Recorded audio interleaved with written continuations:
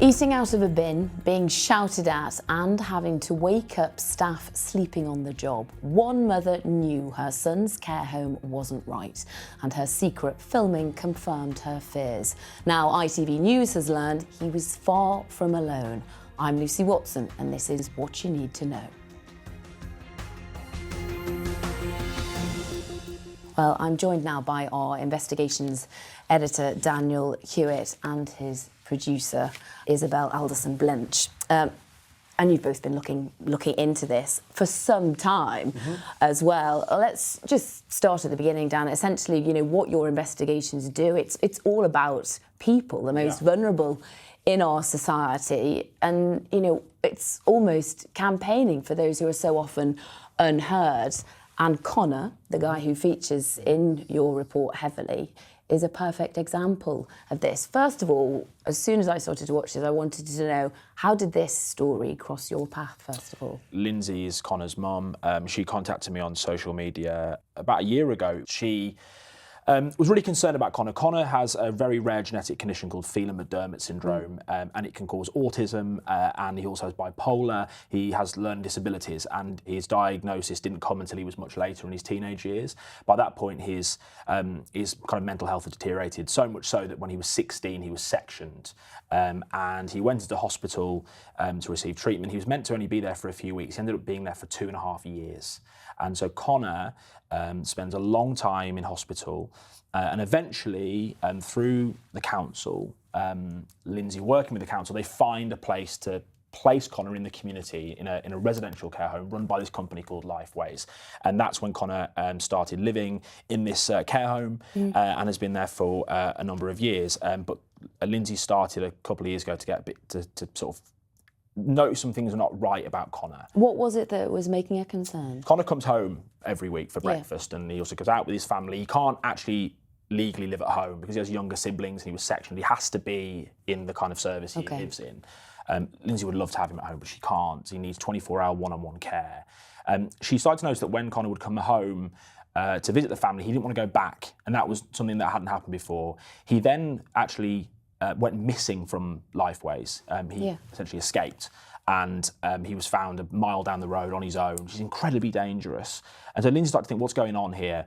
He also, and this is something that Isabel could talk about later, a kind of theme we found in this organisation. Connor was piled on weight. He was about 13 stone when he first joined this home run by Lifeways. He's now 20 stone. So he was piling on weight. He was going missing. He didn't want to go back. And so Lindsay thought, I need to know what's going on here. And so what did she do? So that's when she put a camera in Connor's room. In the home, Connor has his own flat within the home, his own living space, effectively, where his carers are meant to be with him all the time, 24 hours a day, can never be left on his own.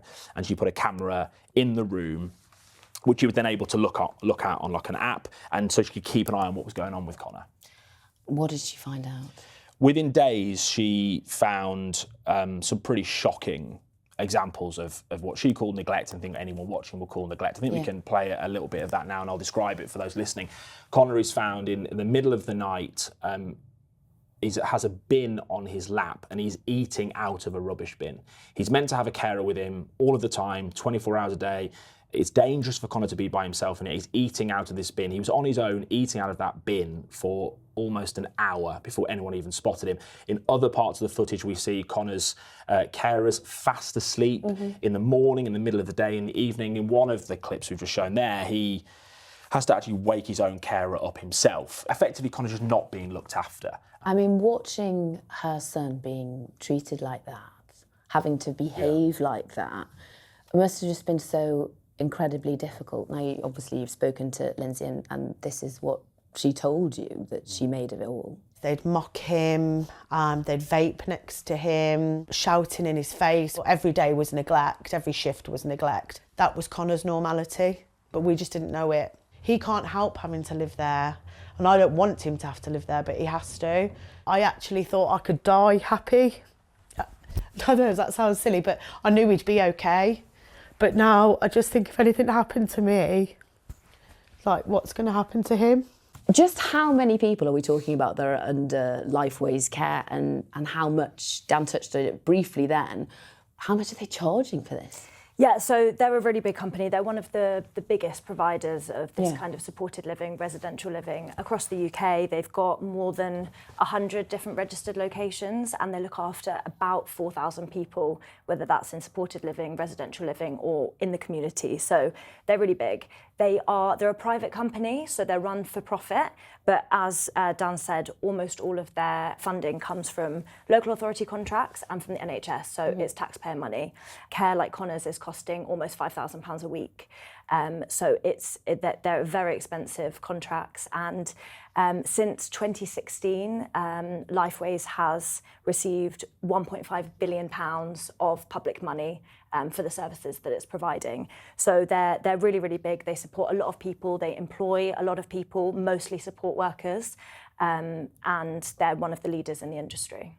Now, on their website, one of the quotes I noticed was Lifeways, our focus is you. In other words, that their client, people like Connor, yes, it's making money, clearly, providing inadequate care in many cases. And it's not just Connor, is it? You spoke to another guy as well, didn't you, Stephen? Yeah, we spoke to Stephen. Stephen is 47. He has Down syndrome. And Stephen's just an incredible guy. We both just kind of fell in love with him immediately. And I watched him this morning as well, and it's just he's amazing. Lovely, so smart for you as well. He greeted us. He said that we're going to get into the story and say he greeted us at the door at the home he lives now, and he was wearing a three-piece suit. Top. Yeah, he really smart. Absolutely, like made me look as scruffy as I am today. And he was incredible. He put you to shame. That's for sure. Yeah, it didn't take much. But his dad, John, again, is a kind of great guy, and John, who's 80 now, John was really adamant that Stephen, when he got to a certain age in adulthood, he would find him somewhere to live. It's kind of supported living where he can live independently, but he's got carers there with him. And Stephen was placed with Lifeways in 2012, I believe it was. And again, kind of similar, really. I mean, you spoke to John a lot. Similar patterns started to emerge with Stephen. Yeah, so when I spoke to John, the first time I spoke to him, he told me about the mass of documents that he'd kept over the time, over the 8 years that Stephen was staying in Lifeways, and it was just full of all of his documentation, of all of the complaints, all of the issues that he'd had. And he was telling us how he just watched his son just so bubbly, so confident, so charismatic, and he just saw him become basically a shell of the person that he was. He was depressed, he was putting on weight, he didn't want to Again, that get thing up. of putting on weight that does. Yeah, it's so similar, and it came to kind of a crux for John when he went to visit Stephen one day when he was receiving treatment in hospital for an unrelated health condition, and he saw his foot, and he was very, very alarmed by what he saw. What had happened to the foot? So the only way that he described it, I think, was that it had turned completely black, and he didn't know what it was, but he thought that looking at it, he thought he could potentially lose his foot. I was absolutely shocked, and I called the hospital staff, and they were shocked as well. I mean, I really was horrified because it looked like he could lose a foot. At Lifeways, nobody had thought to remark on it. That's the biggest worry for a parent from the time their child is born, like Stephen, is what will happen when I'm not here to do it. I mean, that is the concern of many parents. Lindsay too, is what happens when they're no longer here. The mum or the dad, the parent is no longer here. Now, as well as getting John's opinion about what happened, you also asked Stephen how he felt about Lifeways. I don't like it. You didn't like Lifeways when you were there? It's not nice, you know. He tried to kill me. No, they didn't try and kill you. No. I'm trying to explain to you what I feel. Oh, you felt they were going to try and kill you? Yeah, that's what I feel. Between us, we spoke to several families. The themes are so similar. Oh, they put weight on, okay, tick. And to explain the weight gain. There's a pattern here. Yeah, and to explain the weight gain, the contracts here that often are given to Lifeways and other companies from the local authority will stipulate certain hours in the community. So it's not just about kind of one-on-one care in the facility they live. It's also about taking people out to bowling or to the cinema or go for a walk or exercise or gym memberships, which another thing comes up. And because of understaffing, because there's a lack of staff, those community activities aren't happening. And that's where you see this weight gain across multiple services and multiple people. They're not getting out enough.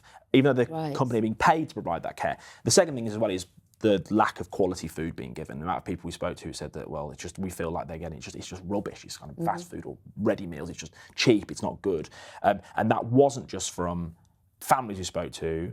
Izzy spoke to loads of former and current members of staff as well. I immediately noticed from these conversations that I was having with current and former staff was, like Dan said, it's almost like a tick list as I was speaking to people, just asking them really openly, what was your experience? What was it like?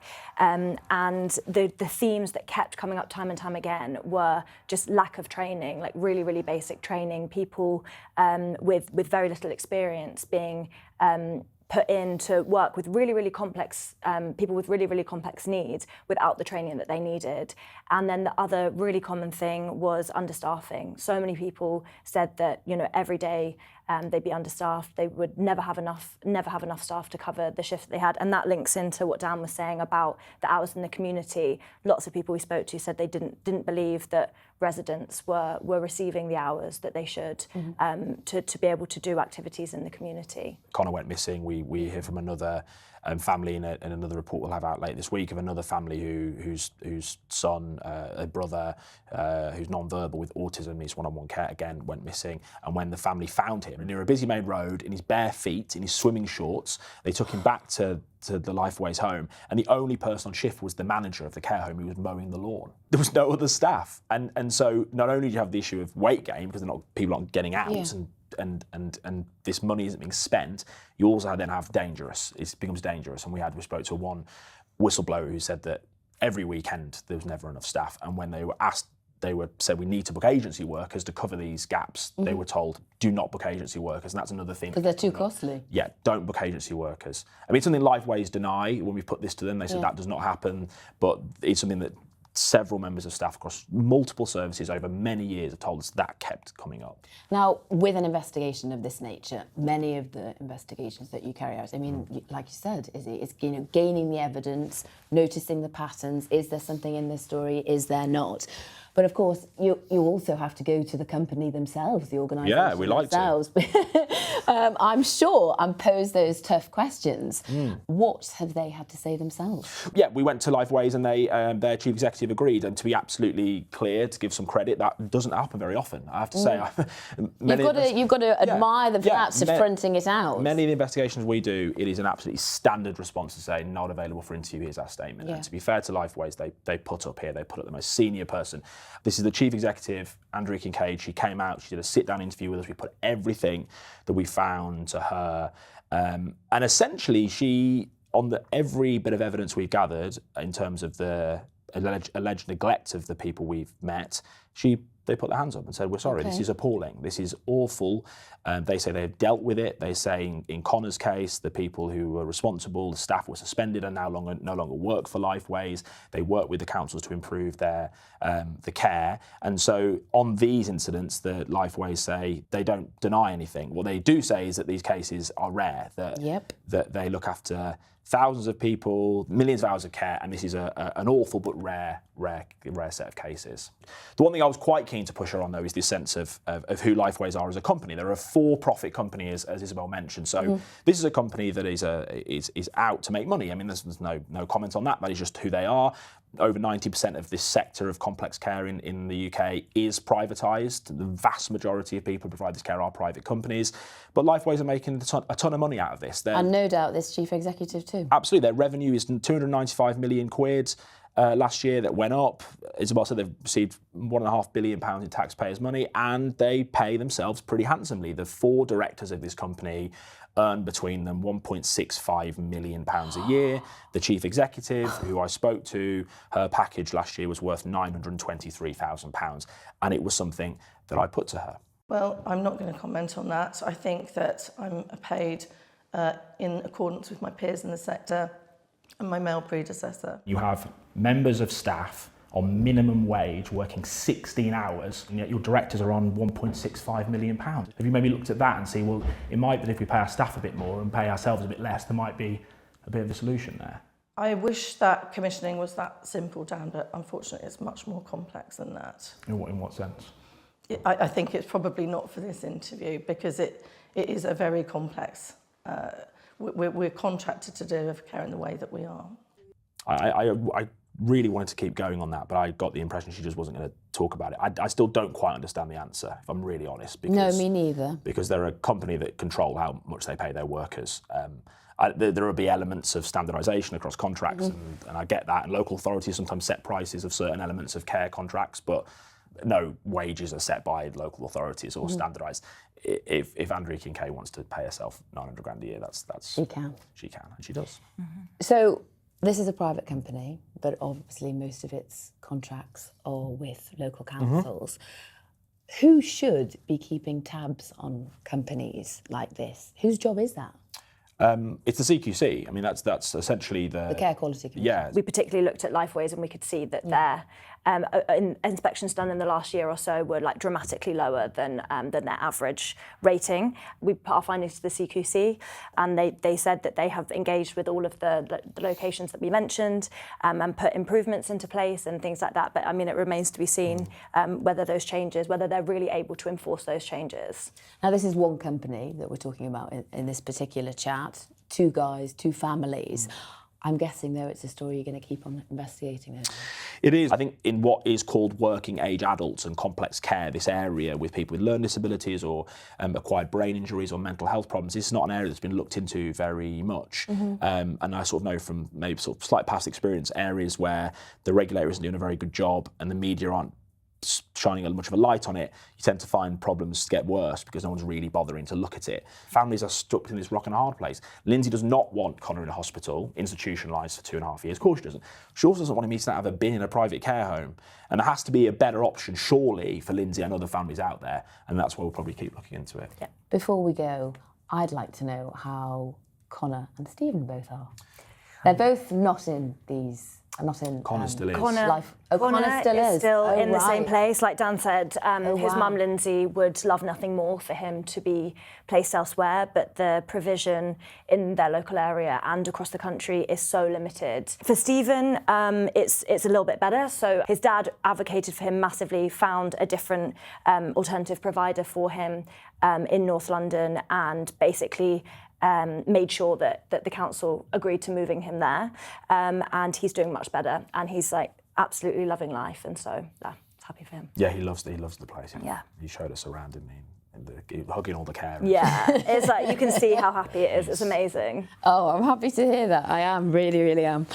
Thank you both very much for chatting to me and for the work that you're doing on this. And thank you too for joining us. And for the latest on Daniel and Isabel's investigation, head to itv.com/news. We'll be back with another quick briefing very soon.